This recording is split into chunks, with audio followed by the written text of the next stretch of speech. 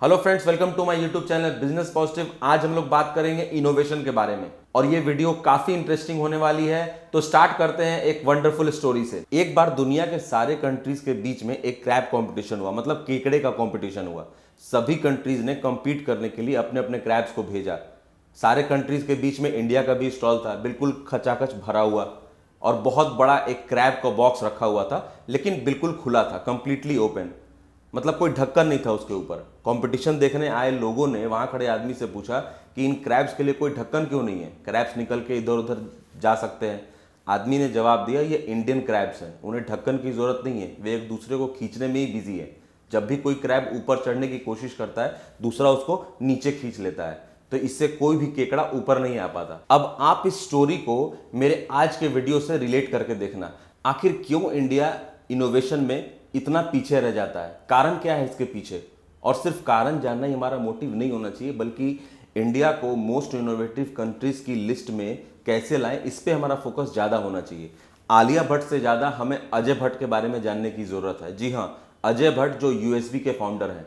आज बिना यूएसबी के mobile, car, computer, laptop, office, घर सब कुछ अधूरा है। इंडिया पॉपुलेशन में तो सेकंड नंबर पे है और जीडीपी में भी फिफ्थ नंबर पे आता है। मतलब कारोबार में भी इंडिया टॉप 10 की लिस्ट में है।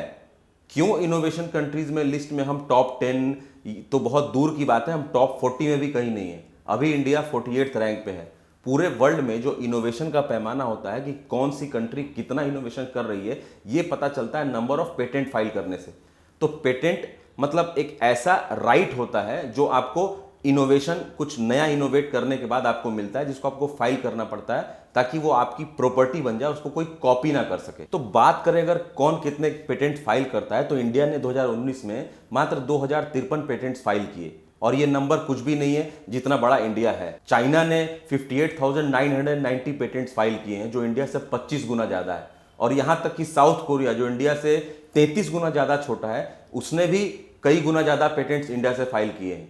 एक कंपनी होने के बावजूद सैमसंग ने इंडिया से ज्यादा पेटेंट फाइल किया है। अब आप सोच रहे होंगे कि ऐसा कैसे हो सकता है, तो आइए स्ट्रेट टू द टॉपिक जानने की कोशिश करते हैं। और दोस्तों, वीडियो शुरू करते हैं एक करंट हैपनिंग सिचुएशन से, जो इसका परफेक्ट एग्जांपल बनेगा कि आखिर इनोवेशन में इंडिया इतना पीछे कैसे रह गया। पूरी दुनिया जब कोविड-19 वैक्सीन के लिए कॉम्पीट कर रही थी और बहुत सारे कंट्रीज के पास आज तक वैक्सीन नहीं है, यहां तक कि कुछ बड़े कंट्रीज के पास भी 100% एक्यूरेट वैक्सीन नहीं है, इंडिया ने कोवैक्सीन, जो भारत बायोटेक द्वारा बनाई गई है, जो भारत की पहली स्वदेशी कोविड-19 वैक्सीन है, ये इतनी बड़ी कामयाबी है जिसको बिल्कुल भी कम करके आंका नहीं जाना चाहिए था। पता नहीं क्यों कुछ लोगों ने हर पॉजिटिव चीज में नेगेटिव ही निकालना होता है।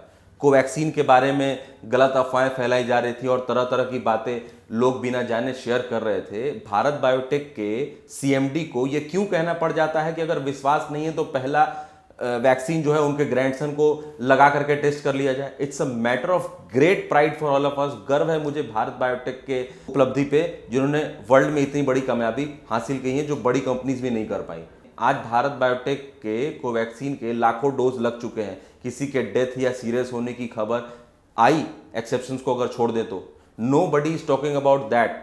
आपकी भारत बायोटेक, मैं बता दूं, वही कंपनी है जिसने रोटा वायरस वैक्सीन बनाया, चिकनगुनिया, जापानीज इन्फेसिलाइटिस या जीका वायरस के बीमारियों के लिए कितने टीके विकसित किए।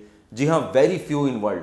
जहां यूएसए और यूरोप में रोटा वायरस की वैक्सीन की कीमत $70 है, वहीं भारत बायोटेक की सेम वैक्सीन की कीमत इंडिया में $1 है। इसकी तारीफ कोई क्यों नहीं करता। और ये कोई बहुत कम अचीवमेंट की बात तो है नहीं। इंडियन कंपनीज के काबिलियत पे शक किया जाना ये बहुत गलत बात है। इससे किसी भी कंपनी को इनोवेशन करने में बढ़ावा नहीं मिलेगा। आइए जानते हैं कारण के बारे में, आखिर क्यों इंडिया में इनोवेशन ना के बराबर है according to the size of India.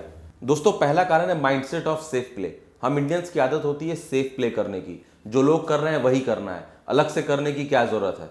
सबसे पहली प्रायोरिटी यहाँ जॉब की होती है, उसके बाद होती है जॉब वाले बिजनेस, जिसमें हमें कुछ नया क्रिएट करने की जरूरत ही नहीं है, जिसका एंटरप्रेन्योरशिप से कोई लेना देना है ही नहीं। जो रूटीन बिजनेस होता है, जिसको आप कह सकते हो डीलर, डिस्ट्रीब्यूटर, किसी मैन्युफैक्चरर के लिए आप कोई मटेरियल उसका बेच रहे हो, और इससे अगर ठीक ठाक इनकम हो जाती है तो नया कुछ क्रिएट करने की ज़रूरत ही क्या है। क्योंकि फेल होने के बाद यहाँ शाबाशी देने वाला भी कोई नहीं है। और तो और ये भी सुनना पड़ सकता है कि भाई मैंने तो पहले ही मना किया था। दोस्तों दूसरा सबसे बड़ा कारण है रिसर्च एंड डेवलपमेंट का। कुछ कंट्रीज पे अगर नजर डालें तो यूएस, चाइना, इजराइल, कोरिया जहां 2.5% से लेकर के 4.5% तक अपने जीडीपी का खर्च करती हैं, वहीं इंडिया मात्र 0.7% ही अपने जीडीपी का खर्च करता है। और ये फार मोर लोअर है कंपेयर टू जैसे Israel 4.6%, south Korea 4.5%, Japan 3.2%, Germany 3%, USA 2.8%, France 2.2%, UK भी 1.7%। अब इसमें एक ट्विस्ट है, कहानी वैसे नहीं है जैसा आपको समझ में आ रहा है। जो मेजर इशू है वो आर&डी के एक्सपेंडिचर के साथ, वो है प्राइवेट प्लेयर का पार्टिसिपेशन ना के बराबर होना। हर चीज में गवर्नमेंट का दोष निकालना भी एक सही बात नहीं है, उसको आपको रिसर्च करना पड़ेगा कि ऐसा क्यों है।